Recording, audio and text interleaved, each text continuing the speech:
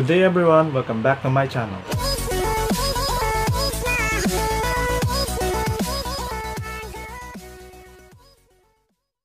Sa video na ito, bibigyan ko kayo ng tips para sa pag-groom ng flower horn. Maraming bagay na dapat i-consider sa pag-groom ng flower horn. Ito ang aking top 5 things to consider when grooming flower horn.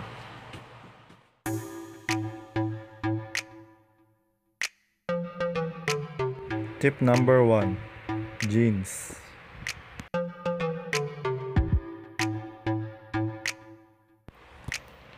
Para sa akin, ito ang pinaka-importanting malaman nyo bago kayo mag-groom ng flower horn. Importanteng malaman nyo kung saan sila nagmula. Dahil ito ang magiging basihan kung anong itsura nila paglaki nila. Kaya bago kayo magsimulang mag-groom ng flower horn, siguraduhin nyo muna na magandang jeans ang dala nito upang hindi masayang ang effort nyo. Kung sakaling bibili kayo ng fry, tignan nyo muna ang breeder na pinagmulan nila.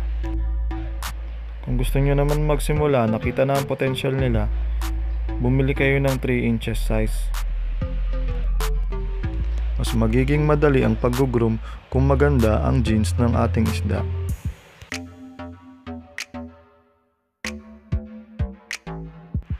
Tip number 2. Stress. Malaking bagay din ito sa pag-groom ng ating isda. Hanggat maaari, huwag nating hayaang stress ang ating mga alaga.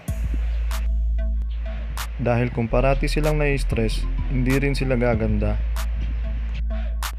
Kaya kung sakaling may stress sila, hanapin nyo yung bagay na nagpapastress sa kanila para maiwasan natin ito.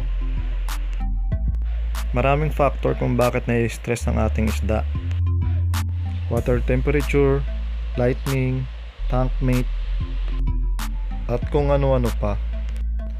Ugaliing i-observe ang ating mga alagang isda kung saan sila na-stress para maiwasan natin ito. Bawat flower horn ay may iba't ibang ugali, kaya magkakaiba rin ang bagay na nagpapastress sa kanila.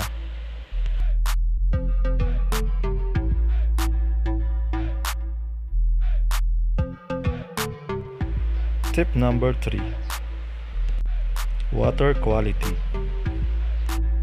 Kailangan nila ng good water condition para gumanda sila. Kaya dapat natin siguraduhin na malinis ang kanilang tubig. Hindi sa linaw o sa labo ng tubig makikita kung malinis ito. Kaya ugaliing mag-water change linggo-linggo kahit malinaw pa ang tubig nito. 20 to 30% water change every week is okay na sa kanila. Malaking bagay din ang filtration para mapanatiling malinis ang kanilang tubig.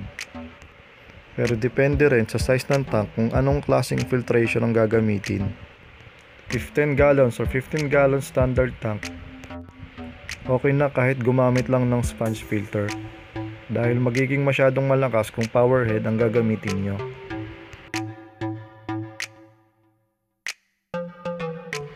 Nakaka-stress din sa isda pag masyadong malakas ang power head.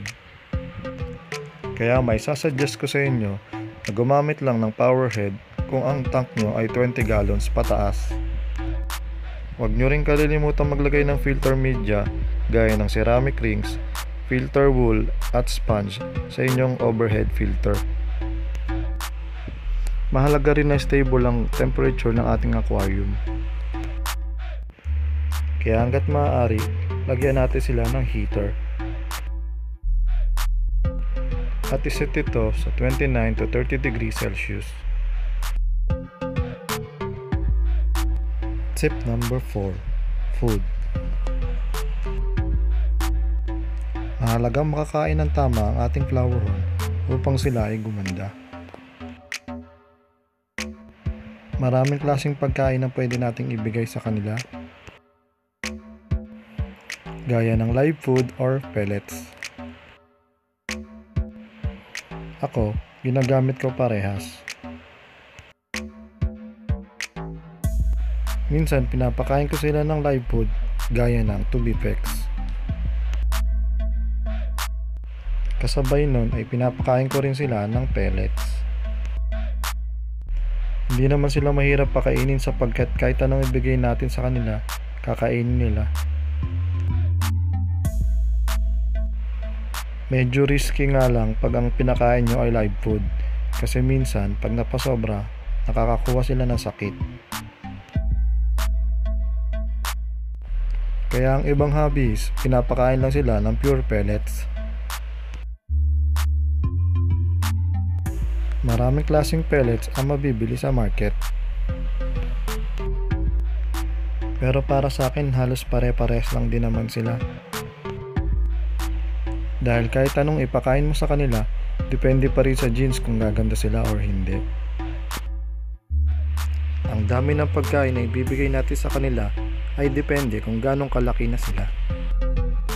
Kailangan din bantayan ang diet nila dahil pag napasobra, hindi rin ito magiging maganda. Ako, twice a day lang ako magpakain. Sinisigurado kong matunaw niya muna ang kinain niya bago ko siya bigyan ng pagkain ulit. Sa ganong paraan, mas na-absorb niya ang nutrients ng binigay kong pagkain sa kanya.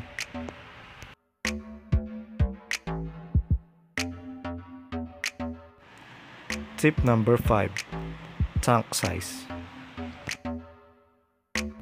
Malaking factor din ang tank size sa paglaki ng ating mga alaga. Sabi ng iba, mas malaki, mas maganda. Pero hindi ako sang-ayon dun. Dahil depende pa rin ito sa laki ng ating isda. Pag fry pa lang ang ating alaga, mas okay sila sa mas maliit na lalagyan gaya ng 10 gallons. Dahil mas madali nilang makakain ang ibibigay natin sa kanilang pagkain compared sa mas malaking tank na kailangan pa nilang lumangoy o kailangan pa nating ilapit ang pagkain sa kanila. Pag sa malaking tank kasi, minsan hindi nila napapansin na naglagay na tayo ng pagkain. Kaya mas magandang gumamit muna ng mas maliit na tank pag sila ay maliit pa.